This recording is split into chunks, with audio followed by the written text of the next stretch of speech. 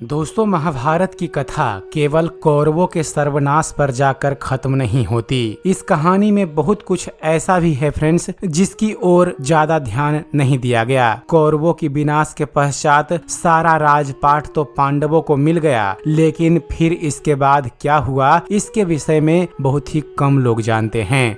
हम में से बहुत से लोग गांधारी द्वारा भगवान श्री कृष्ण को दिए गए श्राप के विषय में जानते होंगे। इसके बाद भगवान श्री कृष्ण की मृत्यु और पांडवों की स्वर्ग यात्रा की बात भी हम पहले आपको बता चुके हैं, लेकिन ये बात शायद ही कोई जानता होगा फ्रेंड्स कि गांधारी द्वारा श्री कृष्ण को दिए गए श्राप की वजह से उनके पूरे कुल का भी विनाश हो गया था। तो बात उस समय की फ्रेंड्स, जब कुरुक्षेत्र में हो रहे महाभारत के युद्ध का अंतिम दिन था। पांडव विजय के नजदीक थे, लेकिन वो खुश नहीं बल्कि अत्यधिक शोक में थे, क्योंकि इस जीत को हासिल करने के लिए उन्होंने अपने सगे संबंधियों का रक्त बहाया था। इस युद्ध में उनके बेटों की भी मृत्यु हुई थी। महाभारत का युद्ध इतना ज्यादा भीषण था कि स्वयं भगवान कृष्ण भी हालात को देखकर कांप गए थे। वे भी युद्ध में हुए विनाश को देखकर बहुत ज्यादा परेशान थे। जब संजय ने गांधारी को बताया कि भगवान श्री कृष्ण और सभी पांडव उनसे मिलने आए हैं, तब गांधारी अत्यधिक क्रोधित हुई और क्रोधावेग में उन्होंने श्री कृष्ण को इस विनाश का जिम्मेदार ठहराते हुए उन्हें श्राप दिया। गांधारी ने श्री कृष्ण से कहा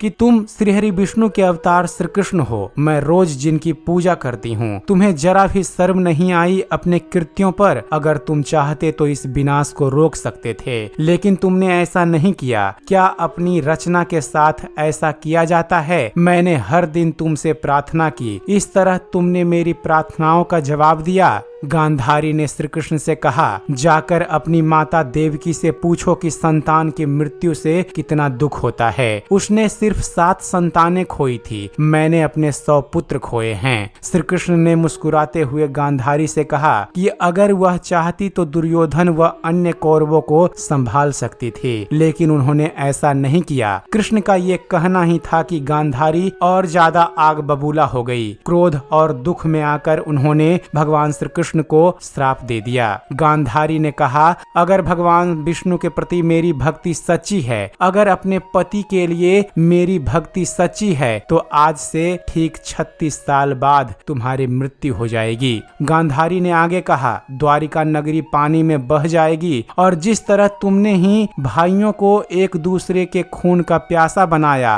वैसे ही तुम्हारा पूरा यादव वंश एक दूसरे के हाथ से मारा जाएगा। तुम्हारा पूरा वंश समाप्त हो जाएगा। श्राप देने के बाद गांधारी क्रोध, कष्ट और पछतावे से रोने लगी। वह कृष्ण के चरणों में गिर गई। भगवान श्री कृष्ण ने उन्हें उठाया और उनके श्राप को स्वीकार किया। इसके बाद भगवान श्री कृष्ण द्वारिका लौट गए और आने वाले 35 सालों तक रुक्मिणी और सत्यभामा के साथ रहे। जब रुक्मिणी गर्भवती हुई, तब भगवान कृष्ण ने महादेव से उन्हीं की तरह पुत्र उत्पन्न होने का वरदान मांगा। महादेव विनाश के देवता हैं। भगवान श्री कृष्ण चाहते थे कि उनका पुत्र भी विनाश का कारण बने। तब सांब का जन्म हुआ। आगे चलकर सांब की वजह से ही कुछ ऐसे हालात उत्पन्न हुए जिसके परिणाम स्वरूप यादव वंश का विनाश हुआ और इस तरह से गांधारी का श्राप फलित हुआ।